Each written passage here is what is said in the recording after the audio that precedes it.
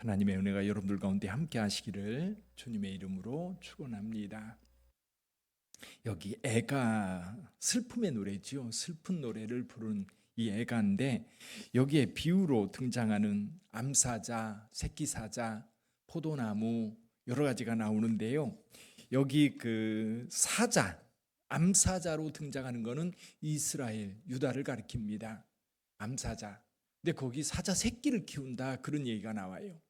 사자 새끼가 둘이 등장하는데 하나는 여기 그 여호아스라고 하는 왕이고요. 또 하나는 여호야긴이라고 하는 왕입니다. 원래 유다에 이제 므낫세가 죽고 그리고 므낫세 아들 그 이후에 손자였던 요아스라고 하는 왕이 있었습니다. 이 요아스라고 하는 왕은 이 이스라엘 유다를 바르게 세우려고 무던히 애썼던 왕이에요. 신앙적으로도 회복하고 하나님 앞에 온전하게 서려고 무던히 애를 썼는데 무깃도라고 하는 곳에서 전쟁이 벌어집니다. 원래 이제 애굽 바로 느고라고 하는 이 왕이 바벨론하고 전쟁하기 위해서 이제 바벨론으로 가는 중이었는데 이 요아스가 어디에서요? 이 무깃도라고 하는 곳에서 바로 느고와 맞짱을 뜹니다. 전쟁을 해요. 그래서 여기에서 요아스가 죽습니다. 죽어서 그 시체가 예루살렘으로 올라가서 장례를 치르고 유대인들이 여호아스라고 하는 사람, 그 요시아의 아들이지요. 요시아입니다. 요아스가 아니고 요시아입니다. 요시아의 아들을 세우는데 그 아들이 3개월밖에 안 됐는데 애굽 왕 바로 느고가 여호아스를 붙잡아 가지고 애굽으로 데려가요.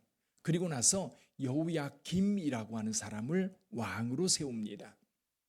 근데 여호야김이 이제 10년 정도 통치를 하고 죽어요. 그리고 그 아들 여호야긴이라고 하는 사람이 왕이 되는데 그때는 바벨론 왕이 쳐들어와요. 바벨론 왕이 쳐들어와서 이제 여호야긴이라고 하는 이 왕을 바벨론으로 잡아갑니다. 나중에 남기는 여호야긴이라고 하는 왕만 나중에 남게 되죠. 오래도록 이제 그 감옥에 갇혀서 살다가 39년 만에 노임을 받게 되거든요.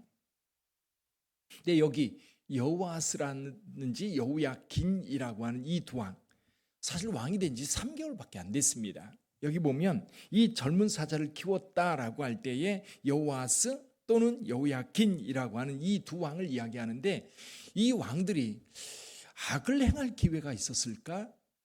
왜냐하면 3개월이거든요. 짧은 기간 동안 왕위에 있었기 때문에 그가 악을 행한다면 얼마나 행했을까? 그런 생각이 듭니다. 그럼에도 불구하고 오늘 본문의 말씀에서는 분명하게 하나님께서 그를 하나는 애굽에 하나는 바벨론에 사로잡아 가서 더 이상 왕으로서의 역할을 하지 못하도록 만드는 이 상황입니다. 사실 에스겔이 볼 때에 이 사건들은 이미 일어난 사건이에요. 이미 끝났어요. 이 사건들을 보면서 에스겔을 통해서 하나님께서 우리에게 주는 메시지가 뭘까? 첫 번째 메시지는 뭐냐면 이런 겁니다. 짧은 기간 통치자로 세워졌는데 이 통치하는 사람, 통치자 매우 중요합니다. 오늘날도 마찬가지입니다. 오늘 우리 시대에도 대통령이 누구냐, 수상이 누구냐, 또는 이 통치하는 왕이 누구냐에 따라서 국가의 운명이 달라져요. 근데 이제 좋은 나라일수록 이제 시스템이 잘 되어 있어서 왕이 어떤 위기를 당해도 흔들리지 않습니다. 근데 옛날이나 또는 어떤 그 정치라든지 어떤 사회의 어떤 구조가 약한 나라들은 통치자가 강력한 힘을 가지고 있다가 이 통치자가 무너지면 나라도 함께 무너지는 경우가 종종 있어요. 이게 이제 독재자들이 이제 한 나라를 통치할 때 그런 현상이 많이 벌어지죠. 그래서 옛날 같은 경우는 왕이 죽거나 왕이 어떤 갑작스러운 변고가 생기면 나라가 흔들리는 경우가 의외로 많았어요. 근데 이 왕이 하나님 앞에 어떻게 서느냐에 따라서 나라가 달라질 거예요. 근데 사실 요시아라고 하는 왕, 요아스가 아닙니다. 요시아라고 하는 왕이 이제 이스라엘 유다를 바르게 세우려고 무던히 애를 썼을 때 그 마음을 그대로 이어받아서 여호아스도 여호야긴도 여호야김도 그 마음을 따라갔으면 참 좋은데 그렇지 못했어요. 아마도 잠깐 3개월 동안 통치했던 여호아스나 또는 여호야긴도 아마 이 주변의 악한 자들, 악하게 하나님 나라를 위해 헌신하는 게 아니라 자기 욕심과 사리사욕을 위해서 애쓰는 사람들과 편승해서 함께 아마 통치자로 세워져 있었을 거라 보여집니다. 무슨 뜻이냐면 짧은 시간이라도 바르게 서려고 하면 아마 하나님께서 그를 보호하고 지켜주셨을지도 몰라요. 그런데 이 짧은 시간 그냥 흘러가는 대로 그냥 둔 거예요. 흘러가는 대로. 그리고 그 악한 기류 속에서 자기가 뭔가 하려고 하기보다는 오히려 그 속에서 보다 더 적극적으로 악을 행했을 수도 있어요. 저는 이 말씀을 묵상하면서 그런 생각이 들더라고요. 저와 여러분들에게도 짧은 시간이 있어요. 근데 그 짧은 시간에 대해서 우리는 어떤 생각을 하냐면 아이 잠깐인데 뭐. 그렇죠? 잠깐인데 뭐. 그러면서 우리의 영성이라든지 우리 크리스찬의 어떤 의무 그런 것들을 잊어버리는 거예요. 그제 월요일 날 아침이죠. 국민일보에 제 무당이었다가 이제 기독교인이 된 사람의 이야기가 수록이 되었어요. 거기에 그런 얘기가 나옵니다. 우리나라 젊은이들 45.4%가 점을 본다는 거예요. 그리고 그 점쟁이 찾아가는 주요 고객들 가운데 상당히 많은 권사님들, 사모님들, 교회 청년들 너무 많다는 거예요. 근데 자기는 무당 그 일을 하면서도 이게 앞뒤가 안 맞는 그들의 태도가 너무 이상했다는 거예요. 그들이 신앙을 가지고 있다면 그 신을 믿고 그 신을 따라갈 텐데 그렇지 않고 오히려 무당을 찾아와서 자기의 불안함을 이야기하고 내 앞날이 어떻게 될지를 묻는 게 이상하더라는 거예요. 또 한 가지 하는 게 있어요. 재미로 타로를 보고 재미로 점 보는 경우가 너무 많다는 거지요. 근데 크리스찬들에게 이 재미로 한번 보는 게 문제가 심각하다는 거예요. 재미로 한번 보는 거예요. 아이 뭐 한 번인데 뭐 잠깐인데.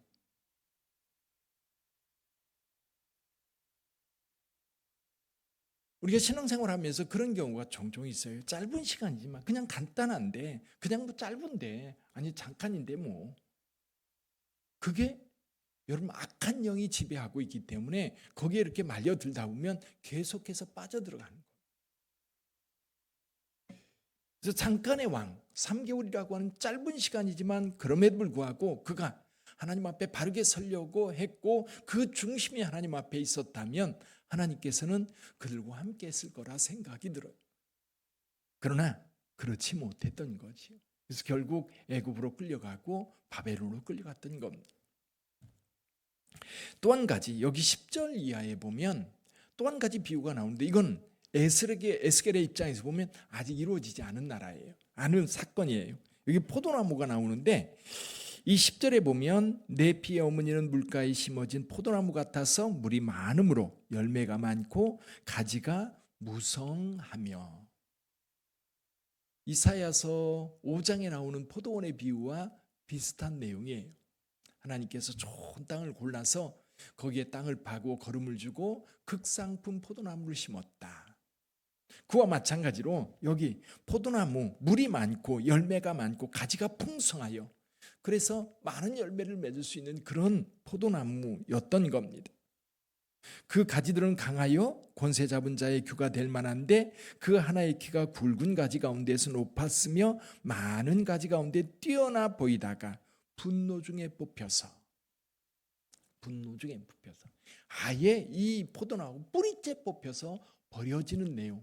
이게 이제 바벨론에 의해서 예루살렘이 멸망당하는 모습을 이야기하고 있습니다. 이제 곧 그렇게 될 거예요. 그러면 지금 바벨론에 있는 유대인들은 어떤 생각을 가지고 있느냐면 두 번의 바벨론에 의해서 포로로 바벨론에 잡혀왔습니다. 다니엘이라든지 여기 에스겔 이런 많은 사람들이 예루살렘에서 포로로 잡혀서 이제 바벨론에 포로 생활을 하고 있는 상황입니다. 그런데 여전히 예루살렘은 다윗 왕조가 건재하고 있어요. 물론 바벨론의 영향력이 너무 커서 바벨론의 식민지처럼 되어 있는 상황이지만 그럼에도 불구하고 다윗 왕조는 여전히 시드기야라고 하는 왕이 통치하고 있는 상황입니다. 그러니까 바벨론에 있는 사람들도 그렇고 이 예루살렘에 있는 사람들도 그렇고 하나님께서 이제 우리를 회복시킬 거다. 하나님께서 우리를 이제 다시 회복시켜서 예전에 다윗 왕조의 왕권을 우리에게 회복시켜 줄 거다. 우리 다시 살아날 거다. 다시 힘을 얻게 될 거다. 그렇게 희망을 가지고 있었던 겁니다. 근데 에레미야는 뭐라고 얘기해? 뿌리째 뽑힐 거라는 거예요. 뿌리째 뽑혀서 버려질 거라는 거예요. 근데 여기서 한 가지 우리가 생각할 것이 그거예요. 아직 기회가 있다는 겁니다. 지금 다윗 왕조가 지금 여전히 존재하고 있다는 얘기는 하나님의 말씀 앞에 바르게 서고 그리고 국제 정세 속에서도 무엇을 의지해야 되는지 유다 백성들이 바벨론에 있는 사람이든 예루살렘에 있는 사람들이든 분명히 알아야 돼요. 아직 숨 쉴 수 있을 때 치료받아야 되는 거예요. 근데 이 치료는요, 철저한 치료가 돼야 돼요. 철저한 회개. 이 돌이킴이 분명하게 나타나야 되는데 지금 예루살렘에서도 이게 나타나지 않고 있는 거예요. 에레미야는 계속해서 뭐라고 얘기해요? 바벨론 통치 받아들여라. 받아들여라. 그래야 산다. 근데 그걸 받아들이려고 하니까 어떤 일이 벌어져요? 너무너무 부끄럽고 너무너무 창피하고 너무너무 고통스럽고 받아들이는 것 자체가 특히 신앙이 있다고 하는 사람들 가운데 바벨론의 지배를 받는 것이 받아들일 수 없는 고통이었던 겁니다. 이게 애굽을 통해서라도 다시 회복시키고 싶었던 거예요. 그러니까 하나님을 의지하는 게 아니라 바벨론으로부터 벗어나기 위해서 애굽을 끌어들입니다. 그럼 애굽이 바벨론으로부터 구원해 주면 이 나라는 자유로운 나라가 되나요? 여전히 애굽의 지배를 받는 거예요. 이러나 저러나 지배받을 수밖에 없는 거예요. 여러분 우리나라도 마찬가지입니다. 미국의 지배를 받느냐 중국의 지배를 받느냐 정치권들이 그걸 가지고 난리를 치고 있는데 여러분 누구의 지배도 우리는 받아서는 안 됩니다. 우리가 힘있게 강하게 서야만 그들도 우리에게 도움을 요청하고 그리고 친구가 되자고 이야기하지 힘이 없으면요 휘둘리는 거예요. 똑같아요. 근데 문제는 이거예요. 에스겔이 지금 하나님의 메시지를 전하는 이때에 바벨론에 있는 사람들도 철저하게 회개하고 하나님의 거룩한 백성으로 거듭나야 돼요. 또 이쪽에 예루살렘에 있는 사람들도 하나님의 말씀에 순종하고 말씀을 따라야 돼요. 근데 그게 안 보이는 거예요. 그게 안 보이는 거예요. 그래서 결국은 이 포도나무는 뽑혀서 버려지게 될 거예요. 그리고 바벨론에 있는 그 사람들이 이제는 회개하고 하나님 앞에 새롭게 서게 될 겁니다. 근데 가끔 그런 생각이 들어요. 여러분 화초 키워보셨지요? 집에 이제 조그만 화분이라도 있어 키워보면 가끔 이제 여행을 가거나 아니면 어떤 일 때문에 물을 제대로 못 줄 때가 있습니다. 그러면 물이 부족하면 이게 말라요. 근데 어떤 경우는 이런 경우가 있어요. 팔에 여전히 살아있어요. 물이 필요한가 보다 하고 물을 줬는데 오히려 말라서 죽는 경우가 있고 이런 경우도 있어요. 바짝 마른 것 같아요. 이거 죽었네. 큰일 났네. 물 한번 줘볼까? 물을 줬는데 또 확 피어나는 경우가 있어요. 이 식물의 특징이거든요. 근데 이 식물들은 어쨌거나 이 물이 이제 공급되는데 한계선이 있어요. 그 한계선 안에 물을 주면 살아납니다. 근데 이 한계를 넘어서면 물을 줘도 안 돼요. 죽어요. 지금 에스겔이 예루살렘을 보거나 여기 바벨론에 있는 사람들을 보거나 볼 때에 그 한계선이 지금 점점 다가오고 있는 거예요. 회개할 시점.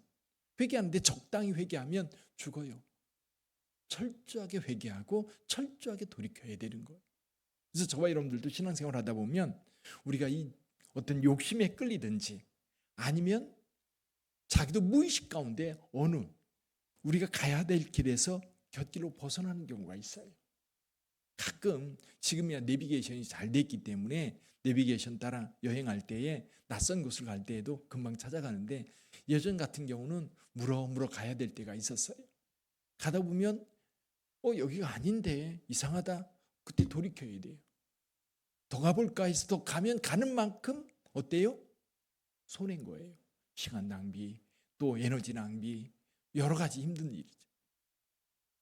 그래서 오늘 두 가지를 생각해 봅니다. 한 가지는 뭐냐면 짧은 시간이라도 여러분 곁길로 가면 안 됩니다. 내게 주어진 은혜의 시간, 그 은혜를 따라가야지. 잠깐이라도 한눈 팔면 여러분 그게 수렁일 수 있어요.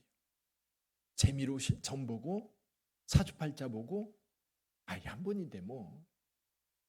세상 사람들 그렇게 기독교인들을 미혹해요. 야 같이 가자. 난 안 가. 야 한 번인데 뭐. 그 한 번이 올가미가 되는 거예요. 세상 살아갈 때 그래요. 죄라고 하는 게 여러분 크게 갑자기 오지 않아요. 조그마한 올가미로 우리를 조금씩. 여러분 에덴 동산에서 하와를 꿰었던 이 사탄의 모습을 보세요. 조금씩 들어오다 보면 결국 거기에 빠져들어요. 또 한 가지는 돌이킬 수 있을 때 돌이켜라. 깨달았을 때 그때 돌이키면 살 수 있는데, 여러분 지금 여기 에스겔이 말하고 있는 예루살렘은 지금 그 기회를 점점 놓치고 있는 겁니다. 그러다가 결정적으로 시드기야가 애굽에게 구원을 요청하면서 바벨론의 활을 돋우고 바벨론에 쳐들어와서 완전히 멸망시키지요. 결정적 계기, 살 수 있는 기회가 있었음에도 불구하고 오히려 그 기회를 날려버리는. 그래서 저와 여러분들이 신앙생활하면서 늘 옳은 길, 주의 말씀을 따라가야 합니다. 그럼에도 불구하고 인간이다 보니까 발을 헛디딜 때가 있어요. 아, 이거 잘못됐네. 그럼 얼른 돌이켜서 우리 하나님 앞에 서야 될 줄 믿습니다. 그래서 저와 여러분들이 주의 은혜 안에서 형통한 삶, 2025년은 늘 주님을 따라가는 길이요 진리요 생명 되신 우리 구주 예수 그리스도와 함께하는 저와 여러분들이 되기를 주님의 이름으로 축원합니다. 기도하겠습니다.